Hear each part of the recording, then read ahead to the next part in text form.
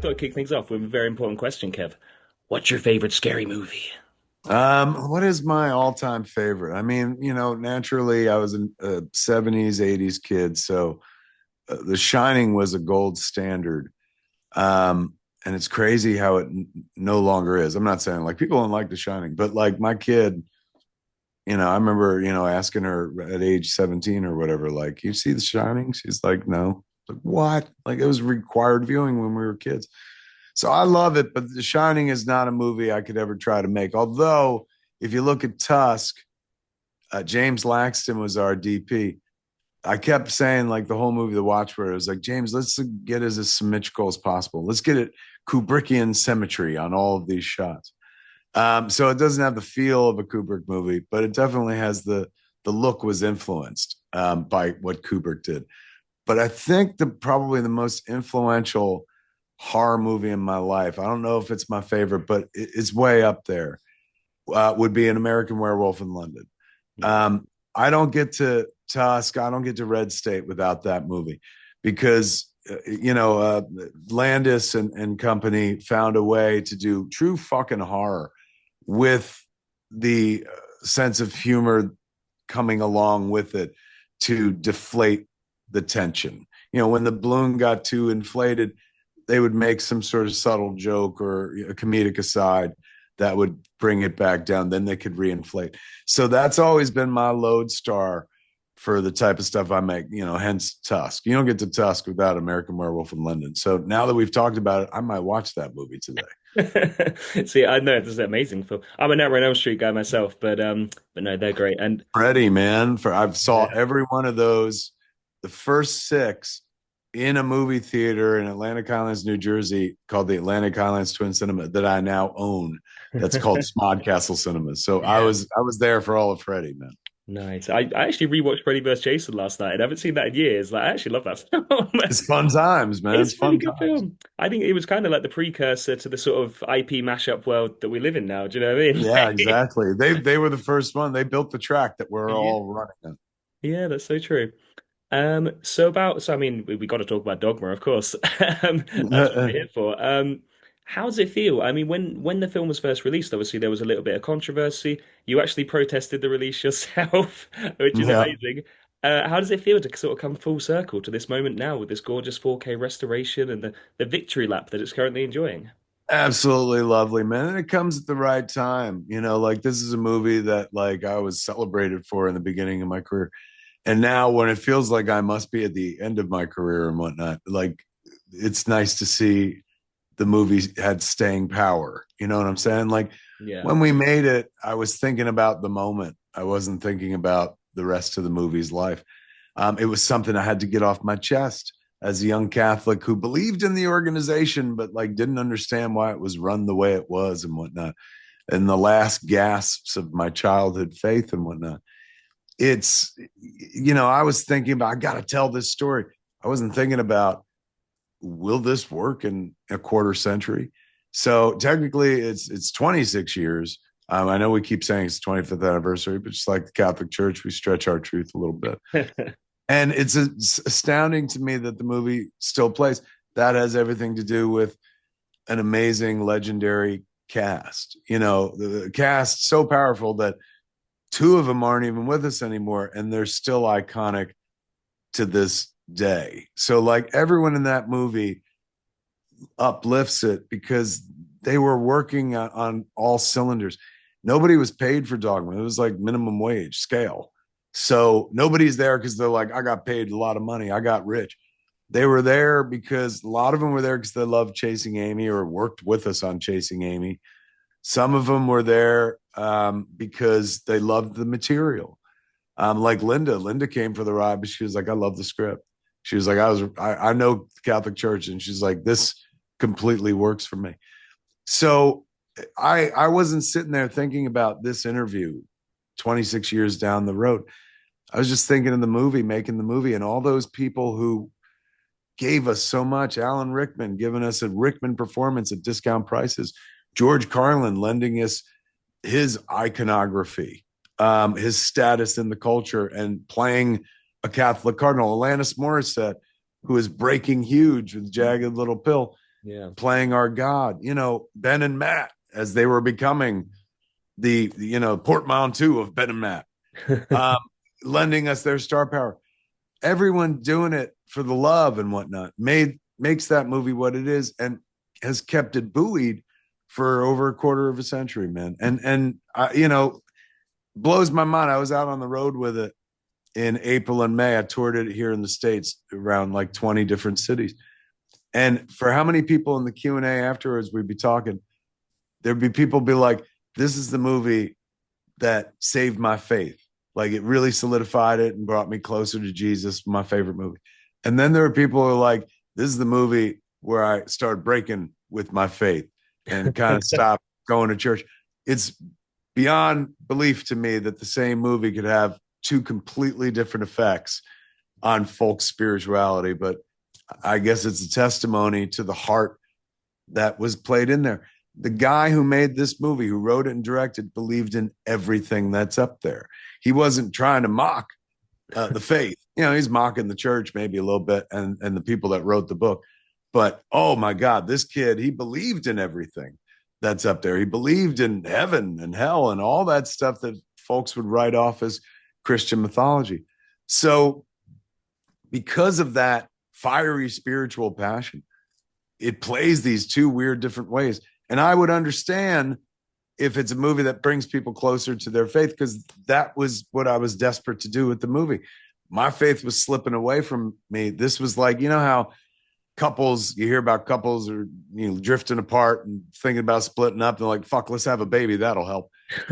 Dogma was the baby I was trying to have, so I didn't divorce myself from my lifetime religion. So it makes sense that when I meet people like, this movie made me love Jesus. Oh, like I get it. The other side of the equation is the one that has always baffled me. But like, well, this is the moment that I was like, fuck the church. I was like, really? Because that wasn't my intent at all. That's kind of more where I lie in my fandom of it, to be honest.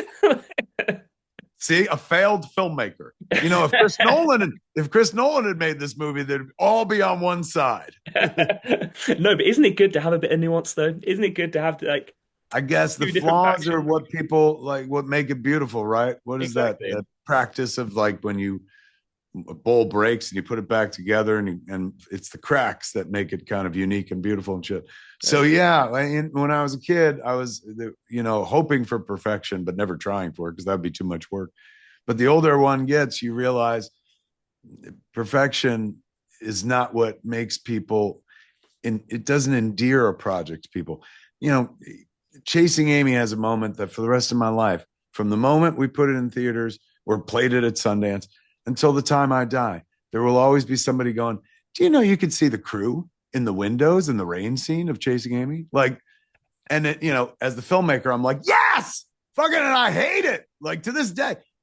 But it's that imperfection, that flaw in the diamond, if you will, that brings the movie closer to people, the audience. Like they feel like they're in on it as well, where they're like, not only was the story meaningful to them, but they're like, hey man, I saw the crew in the reflection in the window. I wasn't supposed to, but I'm invested on two different levels.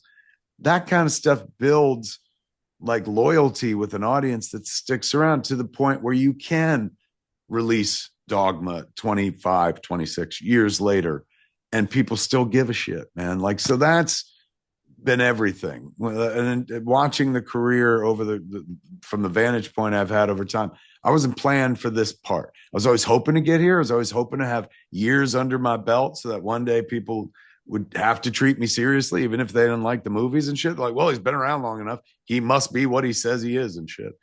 So it's nice to be still talking about the movie fucking 26 years later.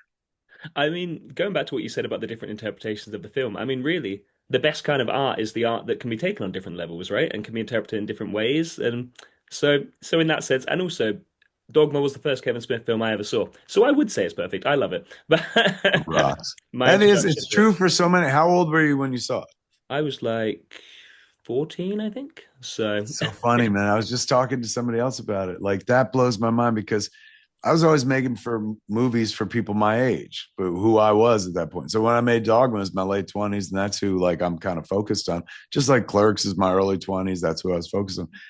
But I forgot, as a film fan himself, who grew up fucking loving movies and watching movies. Films are an aspirative medium.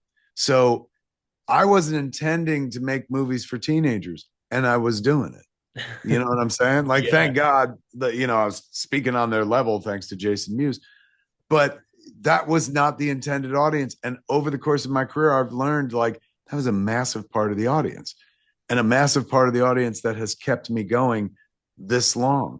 Like, it wasn't the people who would pay to go see it in an art house in New York City, who are all the kids who watched it on home video when they rented it from a video store, pass it along to their friends, and who are still like in grade school and high school. It's nuts that you like, and it's something that should have connected with me as somebody who grew up watching and loving movies. I didn't watch age appropriate movies. I gravitated toward more grown up movies. Same. So it's nuts. It makes sense, man, that like 14 years old, you fuck with this movie for the first time. Like, when that was not the intent, but it tracks, it makes sense. I mean, realistically, we probably wouldn't be speaking right now had I not have watched that film. So that, You you know had a what I'm great point. saying? Yeah, yeah. I mean, it's just to a large degree. That's so true. Yeah, in terms of your films having, talking about them having an impact on people, from a personal perspective, my favorite scene of any of your films is the Ben Affleck speech at the end of Jay and Silent Bob reboot, where he talks about parenthood and you don't get a third act because it's about propping your kids up, and that was always sort of my north star for like parental aspirations kind of thing. And then our Mm. son Clark was just born on Ben Affleck's birthday this year, so Oh which is kind of shit. crazy. Yeah, That's pretty poetic right there. I thought And so. Ben Affleck having played George Reeves, who was Clark Right? Kent. There's I so didn't many even think about connections. that. So many connections. Yeah. Yeah, man, that speech is honestly like one of my finest hours, and it always reminds me of Bull Durham. Remember at the end of Bull Durham, like Kevin Costner's character Crash Davis, I think is his name, finally hits his like thousandth dinger or whatever the fuck, but he does it in a small ballpark and nobody's really around to celebrate it and stuff like that. That reboot speech is like honestly my finest hour in the second half of my career. Like, it is so fucking heartfelt, so beautiful. It's in the most unlikely of places. I've Like, watched it it's so many it's times. stuffed up the ass of a Jay and Silent Bob sequel. Like, it's in like it should be in Dogma or Chasing Amy, some classy movie, but it's there. But my God, his performance of that material, you're talking about the perfect material for the perfect performer at the perfect time in his life. Because when I sent him the speech, he was like, fuck, dude, you said everything I want to say as a parent right now. So he came there, as Ben Affleck, the actor, Ben Affleck, our friend who we'd worked with before, Ben Affleck returning as Holden McNeil, something we had all done together before, me, him, and Jason Mewes. But what he brought to the table that time around, not just Ben Affleck movie star, which really fucking helps, don't get me wrong, but it was Ben Affleck father. That's what made that performance all the difference. That guy is pouring it right from fucking here and classing that movie up in a way that it doesn't really deserve. And it only happened in the last week of production. That wasn't even in the version of the script that got us greenlit. It was just him joining us at the end of the production, like through a fluke, through an internet journalist who was Kevin McCarthy, who had interviewed Ben at a Netflix junket for that Netflix movie he did years ago, set in the jungle, guns and stuff. And he asked Ben, he was like, Kevin is making like Jay and Silent Bob reboot and everybody's coming back. Are you doing it? And Ben said, no. And he's going, and nobody asked me. And he goes, and I'm not busy.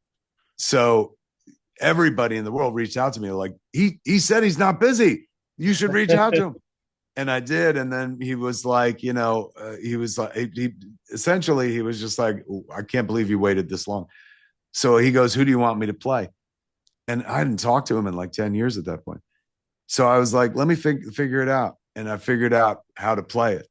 And so when I sent it to him the next morning, man, he was like, Jesus Christ, this is perfect. He's going, look, I thought I was going to come in and make some jokes. He's going, but like, you give me this sumptuous fucking banquet to dine on. And think about that movie without that scene. What would be the fucking point of the journey? It is all predicated on that fucking speech. And that speech didn't exist until the dude was like, hey, I'm free.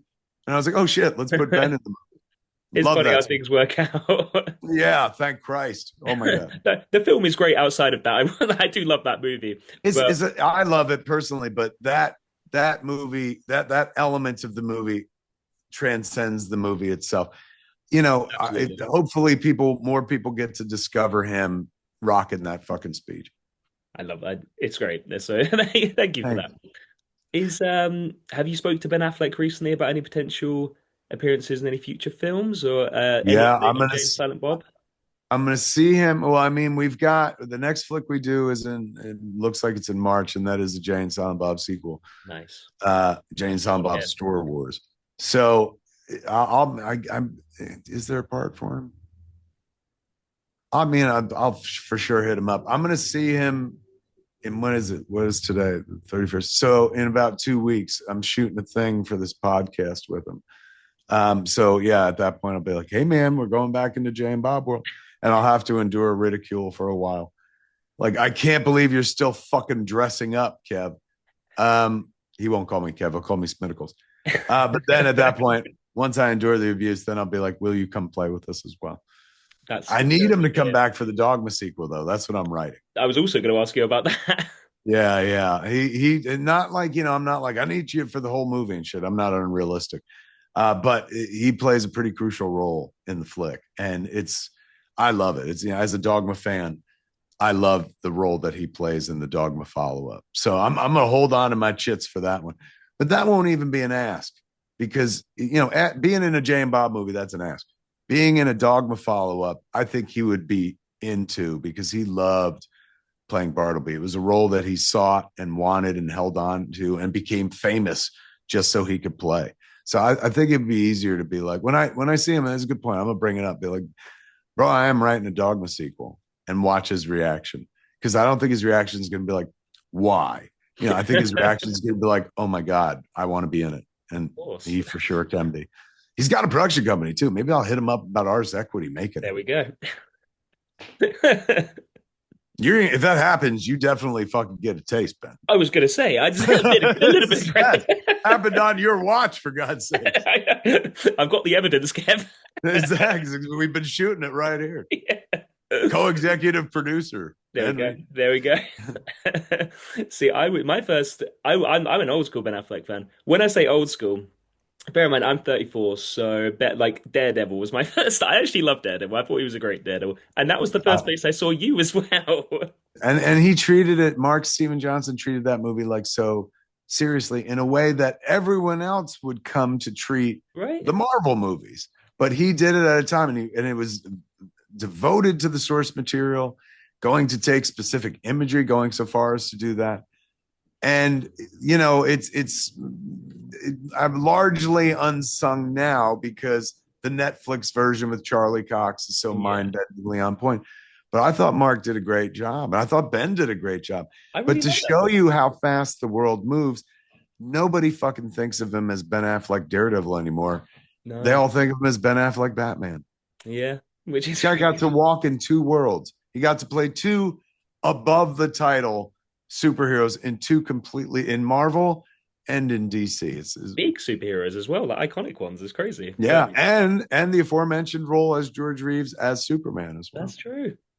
Crazy. He just has that look. He looks like a superhero. You know what I'm He's saying? He looks he's like an always action figure. he's always been the kind of guy that I'm like, if I could look like anyone, it'd be him. Do you know what I Fuck mean? yes, man. Yeah, I mean, honestly, in Chasing Amy, he's just playing a version of me. So that's my dream casting. If anyone's like, "Who would you cast as you in a biopic?" I'd be like, "Oh, Ben Affleck," and I don't look a fucking thing like him, but you know, to be he fair, is not a the million miles off. ideal. You have dark hair. It's like not a million That's miles it. off, That's about it. And we're both and you can grow a males good of the beard. species. Yeah, Although I have heard you've been compared to Robert Downey Jr. before, and I can see that. So I love that. I love when that happens, man. yeah, no, I can see that for sure. So If that's only I had a head of hair. Fuck, I could pull off Robert Downey Jr. for good. But yeah, I like that very much. I like to think Robert Downey Jr. is doing a Kevin Smith, yeah, not vice versa. exactly. That's how I think of it. True. So I mean, you're essentially sort of like, I mean, not just in my mind, but in many people's minds, the sort of godfather of geekiness, really, right? Like you're, I'll I, take that. Yeah, it's honestly a badge of honor that I wear proudly.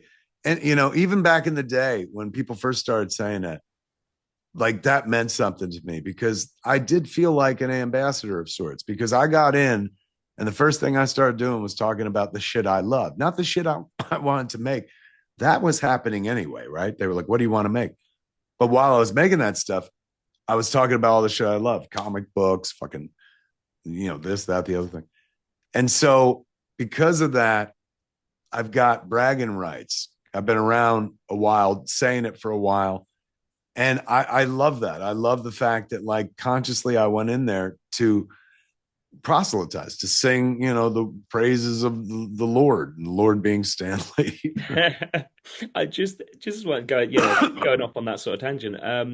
Regarding Marvel and Stanley and the whole sort of thing, you've sort of said before in interviews you wouldn't be so keen on the idea of taking on a big scale Marvel or DC production. Has that changed at all? Has there been any talks or? Not at all. I love to watch those movies, man, but I Yeah. can't make those movies. That's for talented people. But I have recently dipped back into Marvel, the comics, where it all begins and stuff. And oddly enough, like I love doing that shit because that's where you write whatever the fuck you want to write. And you're like, I ain't got to figure it out. Some brilliant artist is going to bring this all to life. And that's where my talents are best suited, I feel. So, like, I'm working on like these two Marvel books right now. Don't come out till next year. And I get to play with all the toys, man. I don't have to ask anybody for permission. I don't have to be like, are they being used in the Disney Plus series? Like, I just get to write to my heart's content. So that's if I ever want to play with those action figures, that's the arena that I can totally do it in, not the big screen. And that's where I become a fan and just watch.